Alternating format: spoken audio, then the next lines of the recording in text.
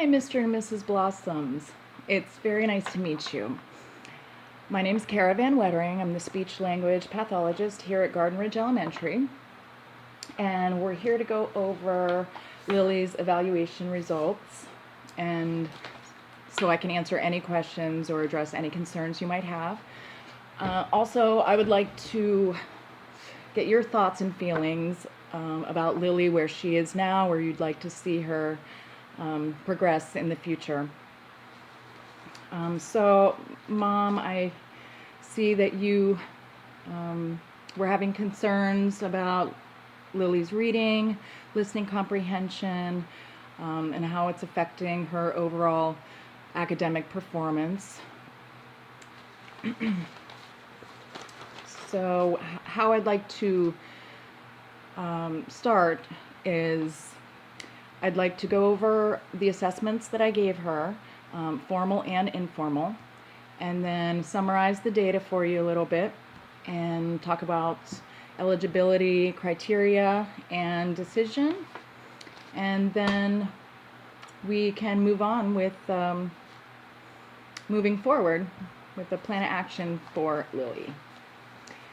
So the first 3 assessments I gave her were formal, standardized, and norm reference. So standardized just means it's standard across the board, same scoring or same questions, same scoring protocol, same format for every child that takes it.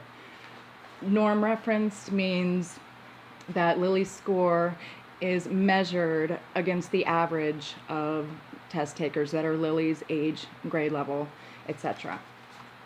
So, are you familiar with the bell curve? So this is a bell curve. The middle line is called the mean. It's the average score of the children that take it. The lines on either side are called standard deviations. That's basically how far above or below the average that Lily's score ranked. So the first test I gave her was the clinical evaluation of language fundamentals, the 5th edition, or the SELF 5. For Lily's core language, she scored a 69. Her receptive language, she scored a 67. Expressive language, she scored a 69. The language content, 72. And language structure, 71. Okay, let me stop right now. Don't let these numbers scare you. This is just the numerical data representation of the whole reason you brought Lily in to see us in the first place. This is going to give us our starting point, so we can just move forward from here, and we can watch as Lily flourishes when she gets some help, you know. So the second test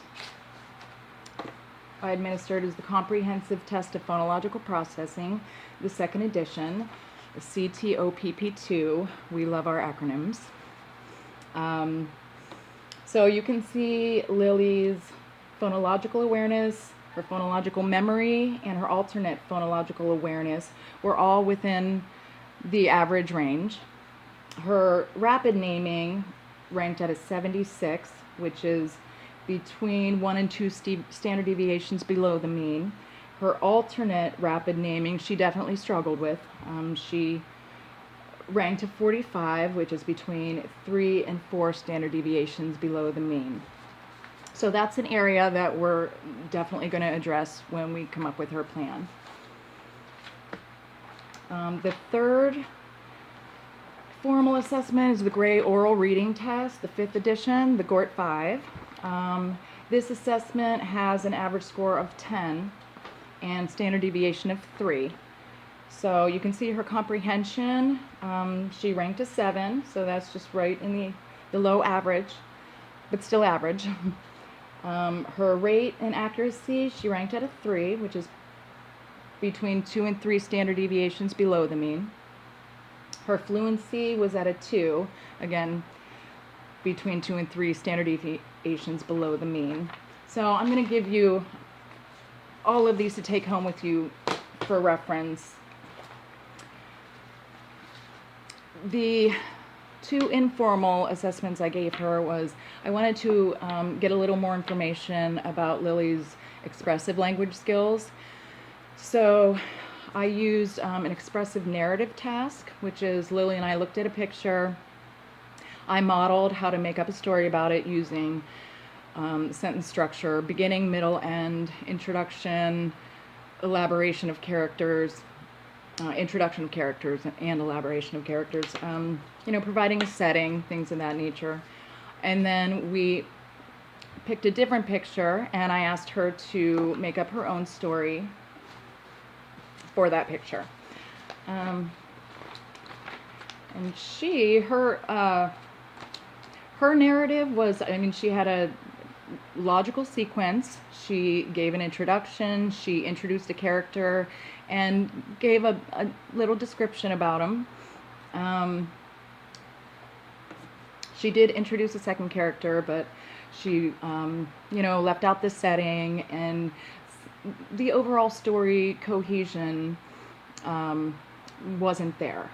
So that's pretty much what I expected after seeing the results from her formal assessments and knowing her issues and difficulties with reading comprehension. Lily's classroom observation, I was talking with Mr. Sunshine and he said he thinks she has problems with decoding and therefore reading aloud is very difficult for Lily. She gets frustrated. Sometimes we'll put her head down on her desk, which, is to be expected. When words are jumbled in your head and you can't make them make sense, it's very frustrating. What I did notice about Lily is she has wonderful social communication skills. She's super friendly and outgoing. I noticed her interactions with her teacher, her peers, friends, and even with me, and she doesn't even know me. She was super outgoing, and it was a joy to hang around her.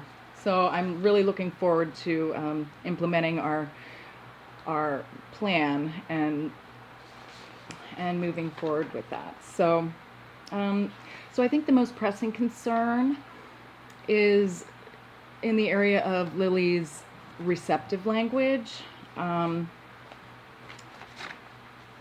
and the rate and accuracy definitely affects her reading comprehension. So eligibility, we are able to determine that Lily is eligible to receive services under Part B of IDEA's guidelines.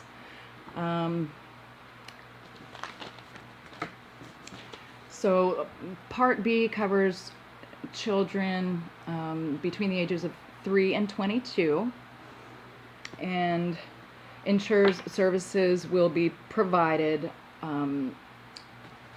based on their observations and assessments and standardized scores and all that, which we can see. It breaks down a clear picture that she definitely meets the criteria for all of that. So moving forward, our next step is to develop an individualized education plan for Lily. We need to do that within 30 days from today. So we will, gather whoever you feel comfortable with, any teachers or family members. It would be great if Lily was involved. I think it helps when she has a say in her education and the plan that's going to teach her the strategies to be successful in moving forward. So I will be seeing you both again very soon. Can I go over anything again, or do you have any questions or concerns that you'd like me to address? Okay, so Lily is such a great kid. The prognosis for improvement is very good once we get the IEP going. So I printed out a little, a general thing about the guidelines under IDEA, and also I got this from Parent Center Hub.